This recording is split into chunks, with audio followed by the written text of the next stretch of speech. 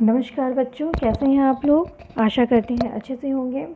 हम लोग बच्चों क्लास 7th में जागो जीवन का प्रभात पढ़ रहे थे।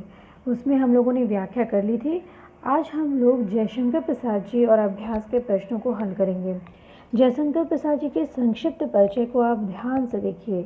इसमें आपके यदि आप इस तरह से लिखेंगे, ठीक है, तो आपके प्रश्न भी बन जाएंगे और आपको जल्दी याद भी हो जाएगा। तो इस वजह से हमने इस तरह से किया है कि पूरा नाम उनका क्या था, महाकवि जयशंकर प्रसाद जी। ठीक है, तो इस पर प्रश्न आप कैसे बना लेंगे कि जयशंकर प्रसाद जी का पूरा नाम क्या है। तो जयशंकर प्रसाद, इनका जन्म कहाँ हुआ था, 30 जनवरी 1889 ईस्वी। ठीक है, 1889। जन्मभूमि इनकी वाराणसी उत्तर प्रदेश है। मृत्यु, बच्चों यहाँ पे मृत्यु के स्थान पे आप निधन यूज़ करिएगा।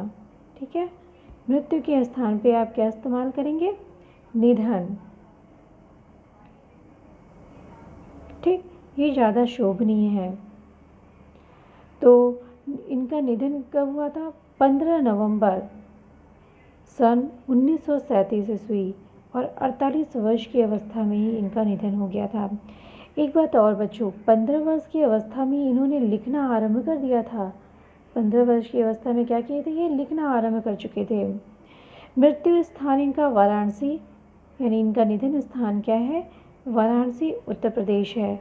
पिता इनके देवी प्रसाद साहू थे। पता है बच्चों, इनके पिता देवी प्रसाद साहू जी जो थे वो अत्यंत ही बहुत ही दान प्रवृत्ति के व्यक्ति थे।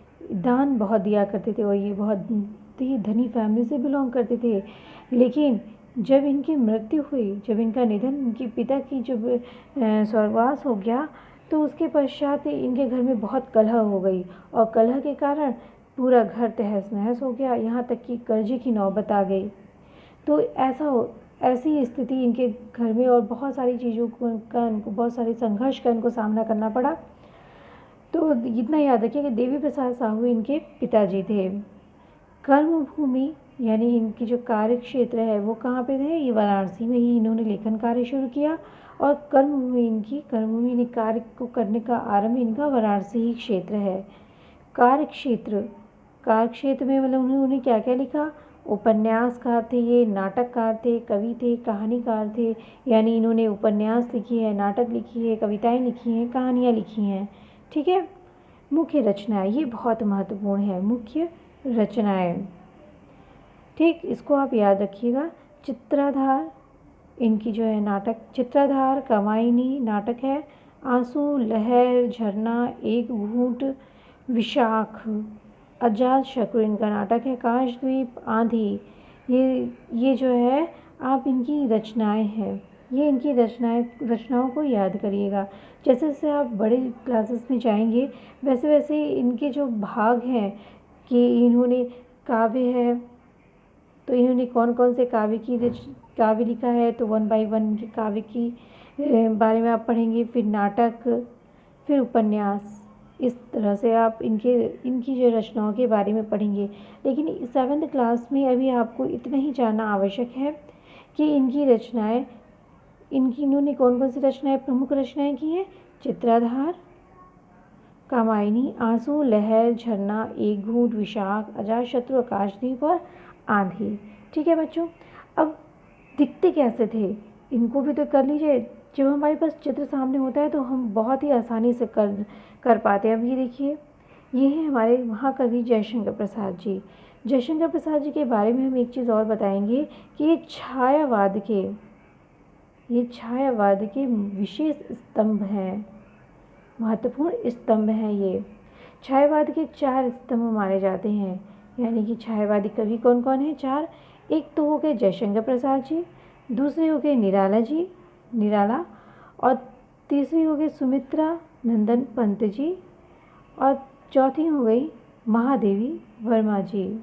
ठीक है, ये 4 छायावादी कवि हैं।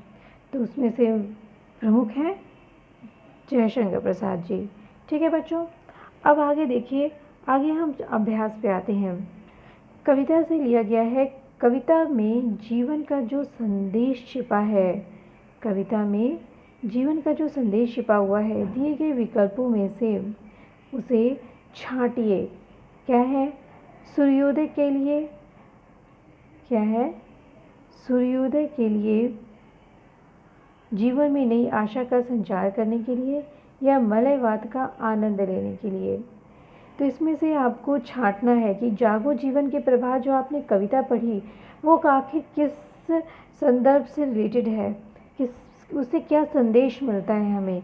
ठीक है, क्या वो सूर्योदय के लिए है? वो तो उसमें लिखा गया, क्या वो वाकई में सूर्योदय के लिए है? जीवन में नई आशा का संचार करने के लिए। बच्चों, कविता का मूल जो निकल रहा है वो यही है कि जागो जीवन के प्रभात भारतवासियों, जाग जाओ, यानी कि जीवन में नई आशा का संचार करने की बात उसमें कही गई है। ठीक है, अपने अपनी कॉपी पे लिखिएगा और टिक लगा लीजिएगा। आगे बढ़ते हैं। देखिए, 2 प्रश्न ऐसे आए हैं। कवि ने प्रातःकाल पृथ्वी पर फैले ओस कणों को क्या कहा है? कवि ने प्रातःकाल पृथ्वी पर फैले ओस कणों को क्या कहा है? और दूसरा क्या है, तीसरा प्रश्न क्या है? उषा द्वारा ओस बटोरने का क्या आशय है? तो बच्चों, इस तरह से मैंने लिख दिया है, आपको इजी रहेगा इसका उत्तर लिखने में।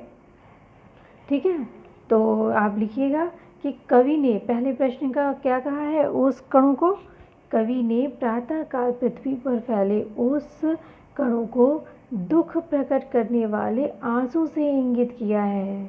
ठीक है, क्या किया है कि दुख प्रकट करने वाले आंसू से इंगित किया है। ओस बने बिखरे थी ना, पृथ्वी पर ओस बने बिखरे, पृथ्वी पर जो है ओस बने बिखरे हुए थे। तो वो ओस कैसे थे? हिमकण आंसू जो क्षोभ भरे, क्षोभ मतलब दुख प्रकट करने वाले आंसू से इंगित किए हैं। ठीक, अब आगे बढ़ते हैं। फिर तीसरा प्रश्न जो था आपका कि उषा से क्या तात्पर्य है? उषा निकलने से उषा बटोरती समेटती, क्या था? उषा द्वारा ओस बटोरने का क्या आशय है? बटोरने का, समेटने का क्या आशय है? तो जिस प्रकार उषा से रात्रि का अंधकार समाप्त हो जाता है, ठीक है, जिस प्रकार उषा से रात्रि का अंधकार समाप्त हो जाता है, ठीक उसी प्रकार ज्ञान और आशा का संचार होने पर दुख दूर हो जाता है। यही तो सेंस निकल रहा है इसमें। ठीक है, आगे बढ़िए। आगे देखिए बच्चों, आप लोगों ने हम जैसे वाक्य बताए हैं, आप यदि किए होंगे तो आपको भाव स्पष्टीकरण करने में ज़्यादा तकलीफ नहीं आएगी और आपको व्याख्या करने में, भाव स्पष्ट करने में मज़ा भी आएगा।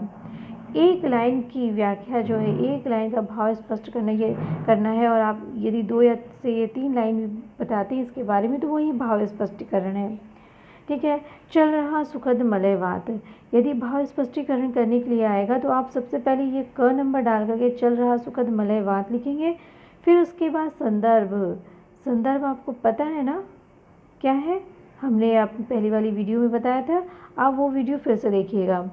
फिर उसके बाद आप लिखेंगे चल रहा भाव स्पष्टीकरण। क्या लिखेंगे? भाव स्पष्टीकरण। ठीक है, भाव स्पष्टीकरण में आप क्या लिखेंगे बच्चों कि चल रहा सुखद यह मलयवात, मतलब चल रहा सुखद मलयवात है। वात मतलब क्या था? वायु। कह रहे हैं कवि इस पंक्ति में, क्या कह रहे हैं कि प्रातः काल का समय हो गया है, अब जाग जाओ, क्योंकि क्या हो रहा है? सुखद, आनंददायक, शीतल, सुगंधित वायु बह रही है। ठीक, इसी वजह से कह रहे हैं कवि कि प्रातः काल हो गया है, जाग जाओ। यही तो भाव स्पष्ट हो रहा है इसमें। कलरव से उठकर भेटो तो, कलरव से उठकर भेटो तो में भी आप ऐसे लिखेंगे, ख का ये पूरा सेंटेंस लिख के आप संदर्भ लिखेंगे। ठीक है, संदर्भ आपको पता है, और फिर उसके बाद भाव स्पष्टीकरण लिखेंगे। ठीक है, उसके बाद भाव स्पष्टीकरण लिखेंगे। भाव स्पष्टीकरण, अब देखिए कलरव का क्या मतलब बताया था हमने कि पक्षियों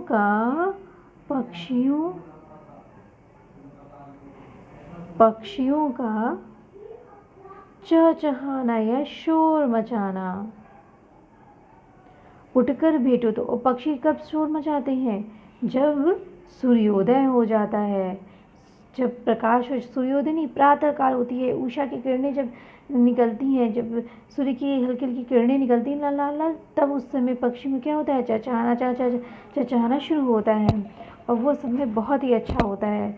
तो कलरव से उठकर भेंटों से तात्पर्य क्या है कि कवि इस पंक्ति में ये कहना चाहते हैं कि प्रातः काल हो चुकी है, पक्षियों का शोर अरुणाचल दिशा से सुनाई पड़ने लगा है। ठीक है, तो अब भारतवासियों, अब उठ जाओ, अब आप सभी लोग उठ जाओ और कार्य क्षेत्र में जुट जाओ। ठीक है, अब ये देखिए क्या है, रजनी की लाज को स्पष्ट करने के लिए नीचे अर्थ दिए गए हैं, इनमें से सही अर्थ छांटना है आपको।